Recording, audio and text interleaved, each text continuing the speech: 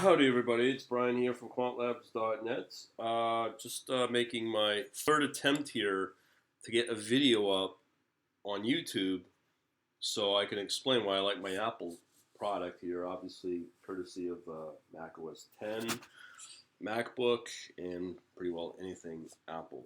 Okay, so let me just get started where we're at. I'm going to have to go through what I've been trying to do, trying to get posted.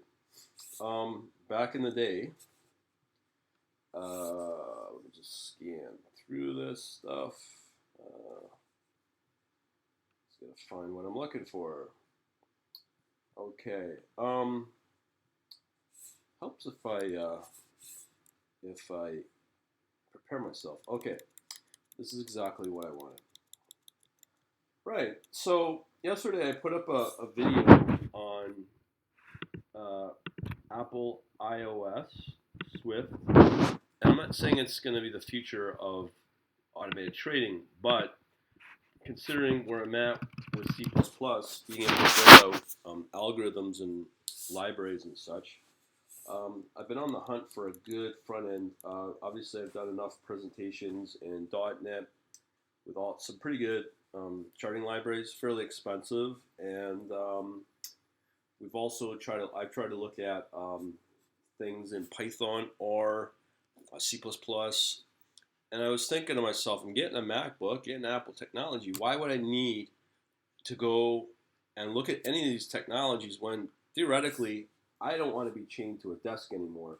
So I thought, why not start looking at some front-end mobile technologies? And obviously Apple came up because I have used Google Android before, and I can tell you it is a guaranteed cesspool of malware and virus and whatever. Cheap phones too, so I do not recommend it. I'm about security, privacy, especially when it comes to trading my own money. So here we are in this article or posting I put up about why I think Apple iOS is big. Now, for those that don't know, Apple brought out an open a new language called Swift, and it's to replace Objective-C, and I'm just pulling up the list here of the most popular languages. So I want to show you how prolific mobile development is. This is on Incorporated or Inc. magazine. Number 8 is Objective-C. And I just want to show how popular this language is. It's really popular. And obviously now that Swift is coming in to replace it with the newer stuff, I'm sure it'll be up here as well within maybe 2 years or so. The fun doesn't stop there, of course.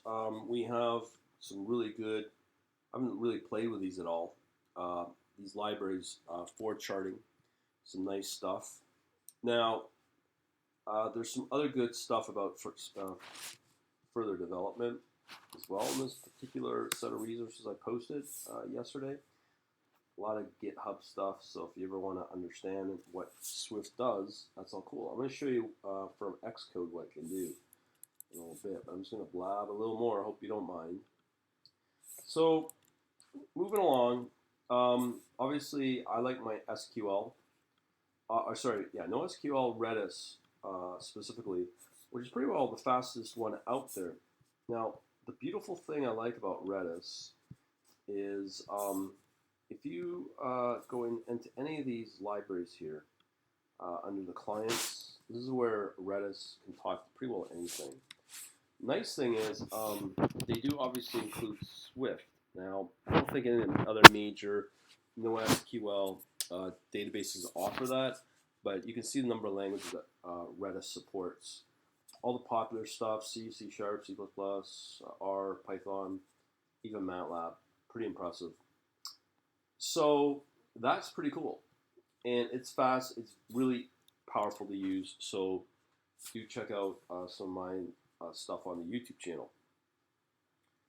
So that's just that with Redis. So we come in, this is the video I was referring to, this posting, why I choose Apple for this stuff. I've already made this obviously big investment. Well, I guess it's big, into a MacBook and more to come.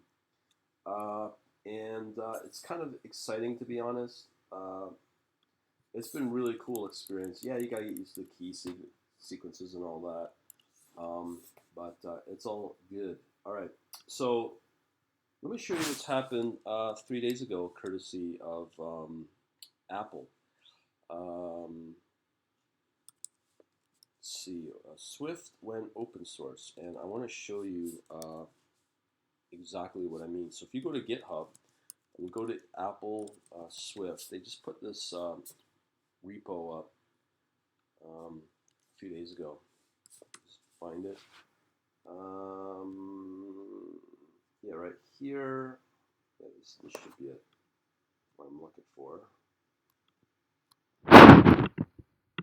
Still getting used to the Mac. Well, reacquainted is a better word. So here's all the Swift stuff. Is it from Apple? Apple's here. Let's go to Apple here. That's probably Apple. So here we have Swift. This is the actual source code for Swift. A lot of people always ask stuff. Well, you can see it's done in C++, really. Show you here one of these. See, everything's done in C++.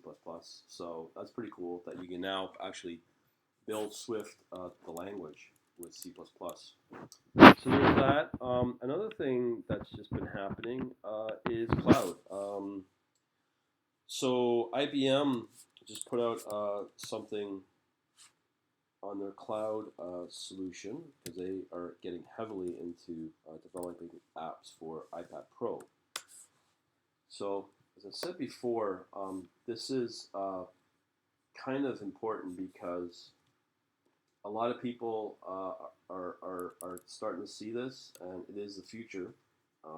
Using cloud and front-end devices would be obviously iOS, iPhone, iPad, and even the watch, which is kind of cool. All right, so that's where we're at with Swift. Okay, so let me bring up Xcode. I'm sure there is shortcuts for all this stuff. But again, I'm not an expert in any of this stuff, but what I have discovered so far, if I create a new project under Xcode, what we have here is we've got, this is the IDE, the Integrated Development Environment. So under,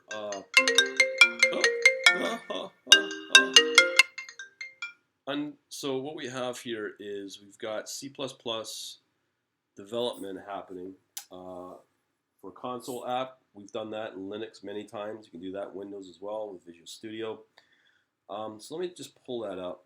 So what you can do here is you can choose your language, C, C++, Swift, or the old Objective-C. I don't recommend Objective-C. It's a fairly ugly language. Oh, my Xcode, there it is. Let me pull that up again. So there's that one big option there. The other thing is, hang on here. Yep. Other here is we can build other applications, iOS, Watch OS, TV OS, and others.